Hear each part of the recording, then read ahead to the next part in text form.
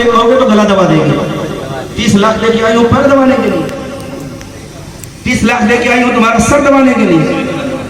अगर आप एक गिलास पानी भी मांगोगे तो वो नखरे झाड़ेगी, पानी देने के लिए आई है, खादिमा लग लो, नौकरानी रख लो। वो 30 लाख रुपया लेके आई है, वो तो कहेगी ये घर छोड़ो, अगर आप ज्यादा प्रेशर डालो घर छोड़ो, मेरे पास पैसा है 30 लाख लेके आई, दूसरा मकान लेके रहो। जर्रा बराबर वो आपकी बात को भी बर्दाश्त नहीं करेगी। लेकिन हाँ, अगर आपने उसी जगह पे किसी दीनदार लड़की को सुन्नत के मुताबिक शादी की होती, चंद पैसों में शादी करके, जो उसके माँ बाप पर बोझ ना बना हो, आपने शादी करके लाई होती, तो जैसे भी लाए होते तो जैसे वो बेटी घर से निकलती तो उसके माँ बाप जरूर ये कहते बेटी तो घर जा रही है, देख सुन्नत के मुताबिक शादी किए रहे हैं। बड़े नेक लोग हैं, इनकी बातों पर अमल करना, इनके माँ बाप की खिदमत करना। अगर कोई तकलीफ भी पहुंचती वो अपने घर पे फोन करती तो कहते बेटी सब्र कर, अच्छे लोग हैं, नेक लोग हैं। लेकिन अगर वो पैसा दे करके आई है तो उसका बाप तेवर में आएगा, किरबान चढ़ा करके आएगा, मैंने पैसा इसीलिए दिया है मेरी बेटी को तकलीफ पहुंचाओ, मैंने पैसा इसीलिए दिया है मेरी बेटी तुम्हारी खिदमत करे। ऐ लोगों, अपने घरों को बर्बाद होने से बचाओ। ये जहेज के जरिए से घर आबाद नहीं होते हैं, जहेज के जरिए से आप मालदार नहीं होते हैं, जहेज के जरिए से इंसान का घर बर्बाद हो जाता है, जहेज के जरिए से इंसान की नस्लें बर्बाद हो जाती है। याद रखो, भीख मांगने की बुनियाद पर कभी कोई इंसान अमीर नहीं होता है। भीख मांगने वाला चाहे करोड़पति हो जाए, चाहे लखपति हो जाए, लेकिन वो भीख मांगा ही कहलाएगा। जहेज मांगने वाला चाहे जितना बड़ा अमीर हो जाए, कभी वो अमीर नहीं कहलाएगा, कभी वो इज्जतदार नहीं कहलाएगा। जो जहेज मांग करके लेता है वो हमेशा भीख मांगा होता है और भीख मांगा हमेशा कहलाएगा। इसलिए अपने आप को भीख मांगों से बचाओ, अपने नाम पर धब्बा मत लगाओ। नेक लड़की को तलाशो, दीनदार लड़की को तलाशो, और उसके बाद में रसूल करीम की सुन्नत के मुताबिक शादियां करो। ये आज शादाब भाई की तो शादी हो चुकी, बाकी और लोग बैठे हुए हैं, 30 साल हो गए, 35 साल हो गए, शादियां नहीं हो रही। क्यों नहीं हो रही है?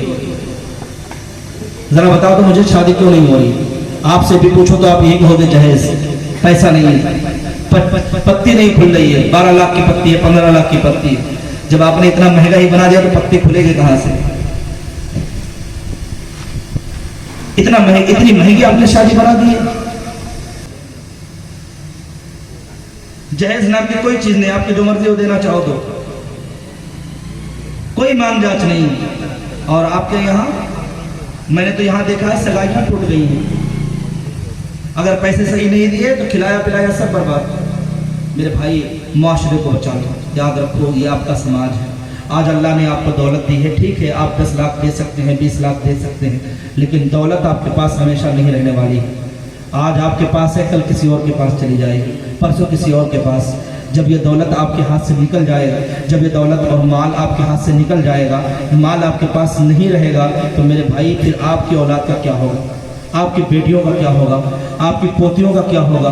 फिर उनके बारे में जरा आप सोचो तो सही। अगर आपने यही माहौल अपने मुआशरे में बनाया है कि शादी 10 लाख के बगैर नहीं हो सकती है, शादी 15 लाख के बगैर नहीं हो सकती है, तो फिर बताओ आपकी बेटियों, आपकी बहुओं और आपकी आने वाली नस्लों के बारे में क्या हाल है? इसलिए अपनी नस्लों को बचाओ, जहेज जैसी लानत से अपने मुआशरे को पाक करो। और याद रखो, जो नबी की सुन्नत के मुताबिक शादी करता है वो रुसवा और जलील नहीं होता है, वो हमेशा कामयाब होता है। कामयाबी उसके कदम को चूमती है।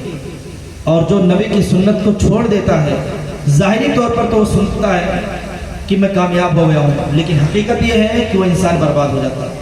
मैं 2-4 घर की बात तो, इधर की बात तो नहीं जानता हूँ ज़्यादा, लेकिन उधर मैं जानता हूँ मस्जिद की तरफ का हाल। जो लोग शादी किए, जहेज लिए, 1 लाख 2 लाख 4 लाख लिए, ज़्यादा नहीं, 6 महीने साल भर शादी हुए, बाप से बेटा अलग हो गया, अपना मकान अलग ले लिया, माँ बेचारे बूढ़े हैं उनको अलग, अब वो हाथ कट जाए, पैर कट जाए, मर जाओ, धस जाओ, देखने तक नहीं जा रहे। उसी बेटे के लिए आपने अपनी इज्जत को नीलाम किया था, आज वो बेटा आपको देखने नहीं जा रहा।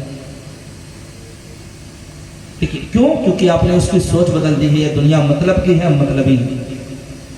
मेरे भाई, मुआशरे को बचा लो। आप लोग माशाअल्लाह यहाँ जिम्मेदार लोग बैठे हुए हैं जो अपने मुआशरे के जिम्मेदार हैं, अपने मुआशरे को बचा लो।